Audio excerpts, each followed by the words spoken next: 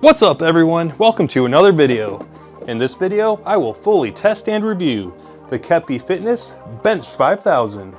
And I'll tell you right now that I received this for free to test and review.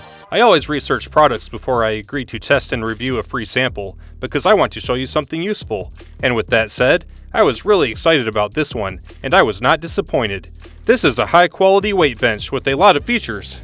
In this video, I will cover unboxing and assembling it. Then I'll cover all of the design details and features. Then my practical user experience with using it heavily for 2 weeks. To get started, let's assemble it. I dragged the box down into my basement, which is where my home gym is. It weighs 104 pounds, so that could be a challenge if you're not a specimen like me. And here it is, the Keppi Fitness Weight Bench 5000. I started a stopwatch to time how long it takes to assemble, to give you an idea of what to expect. Cutting the straps and opening the box. It's packed wall to wall, and it's well packaged. Everything is in protective bags or bubble wrap, with cardboard stiffeners as needed. I removed everything from the box and removed all of the protective bags and packaging to prepare for assembly. We are at 10 minutes at this point, and here's what we have. The main assembly is pre-assembled. I did leave the cardboard here to protect the frame from this interference during assembly.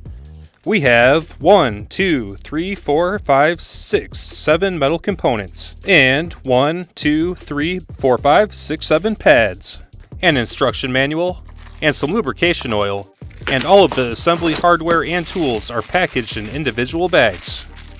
And continuing on, I followed the instructions and assembled it at a normal pace. The instructions were accurate and assembly was straightforward, but there were quite a few loose components to assemble, so it did take some time. And the total time from starting with a sealed box to completion was 46 minutes. I will point out that the bags of hardware have stickers on them with a number, and the number corresponds to the assembly step number in the manual, not the item number on the bill of materials. And in addition to the manual, there is also a cool little poster that shows some different weight bench exercises. With the bench assembled, the build quality is excellent. It's clean, robust, and all of the welds are nice continuous welds. During assembly, I was happy to see that where bolts go through the square tube, on the back side where the bolt is in direct contact with the tube, there's a support washer welded in place to provide extra strength and prevent the tube from deforming when the bolt is tightened. I have assembled a lot of gym equipment, and crushing the tube when tightening the bolts is always a concern. And as a mechanical engineer who designs complex machines for a living, I really appreciated this extra feature of quality. There are no fabrication flaws. The only defect was cosmetic, right here where there are some scratches in the coating. It's unfortunate, but it doesn't bother me personally. But it may not be acceptable to others, so I'm pointing it out. Now let's go through all of the features and details. Then I will cover my user experience. Let's start with transporting it. The head end of the frame has 2 wheels just above the ground, and the seat end of the frame has a handle. And I will be moving it into this adjacent room over here, where there's a little more space to spread out and cover the details. Let's start off with some overall dimensions. The overall length without the foot rack attachment is 60 inches, and with the foot rack attachment it's 68 inches, and the pad height is 18 inches, which is standard, and the width at its widest point is 33 inches. Since it's an adjustable bench, let's move on to the adjustment. The back is adjustable from 0 degrees to 10 degrees, 20, 30, 40, 50, 60, 70, 80, and 90 degrees. And the seat pad is adjustable from -30 to -20, -10, 0, 10, and 20 degrees. To adjust the back pad angle, rotate this knob to unthread and release it.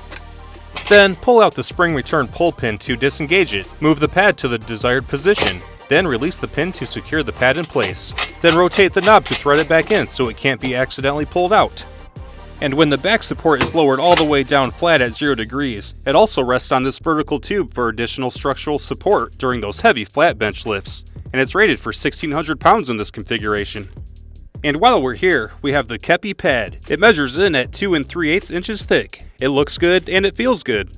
And it's 12 inches wide at the center pad, and the head pad and seat pad taper from 11 inches wide to 9 inches wide. And the overall length is 53 inches. Now, I want to say a few things about this arrangement. The red anodized coating on the knob looks really nice. The bracket that it passes through is 10mm thick plate, and it's centered in the middle of the backrest for maximum support and stability. For comparison, it's not centered on this bench, it's offset. It works, but it results in rotational and bending reaction forces being offset like that. When I push straight back on it, it'll want to twist to the left. It's not ideal. And the pin passes all the way through, and the end of the pin is supported on the other side of the frame. It's not just a cantilever support from one side, which is typical.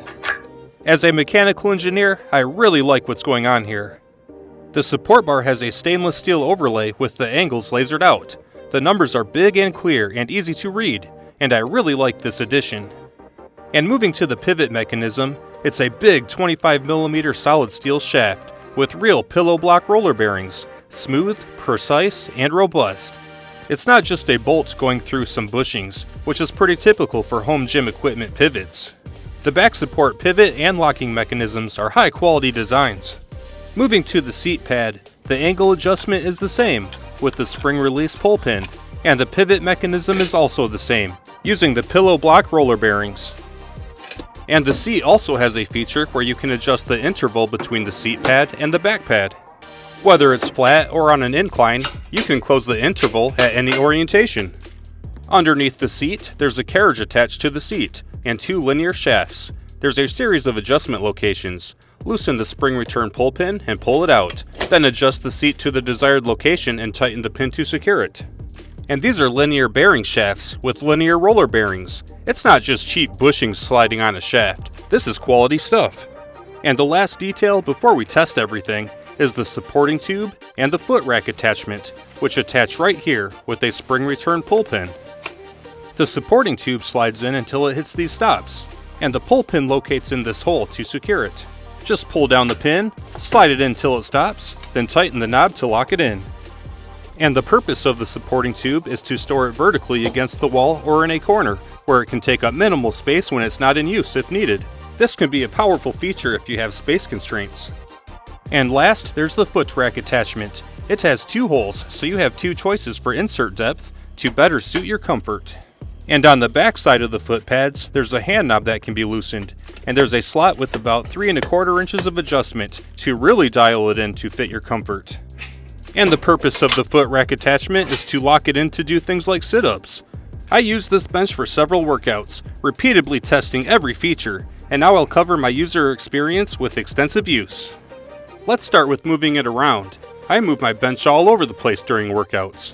Into the cage for bench press, out of the cage for doing other things, reconfigured for shoulder press, back into the cage for chest supported cable rows, perpendicular to the cage for split squats, and so on. I move it all over the place, and these are some things I've encountered. Compared to my old bench, the lifting handle on the Bench5000 is a lot lower, only about an inch off of the floor, where the lifting handle on my old bench is a lot higher. So when moving the Bench5000, I need to get all the way down to the floor to pick it up.